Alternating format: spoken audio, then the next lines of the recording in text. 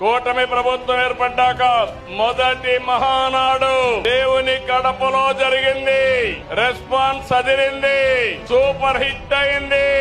ఇక్కడ ఒక విషయం మీకు చెప్పాలి. గత ఏడాది 2వ తేదీ ప్రజాగళం ఎన్నికల సభలో కడపకొచ్చాను.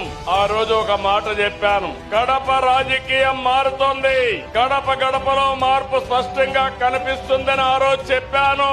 అది మీరు చూస్తే అహంకారంతో విర్రవీగే వారికి ఎన్నికల్లో కడప జిల్లా ప్రజలు అద్భుత చైతన్యంతో తీర్పు చెప్పారు. ఈ ఎన్నికల్లో ఒక కడపే కాదు, రాష్ట్రం ప్రతి ప్రాంతం అద్భుతమైన విజయాన్ని సాధించాం. ఉమ్మడి కడపలో 10కి 7 గెలిచాం. తమ్ముళ్ళు ఇప్పుడు నుంచి కష్టపడితే 2029లో 10కి 10 సిద్ధమా అని అడుగుతున్నా మిమ్మల్ని.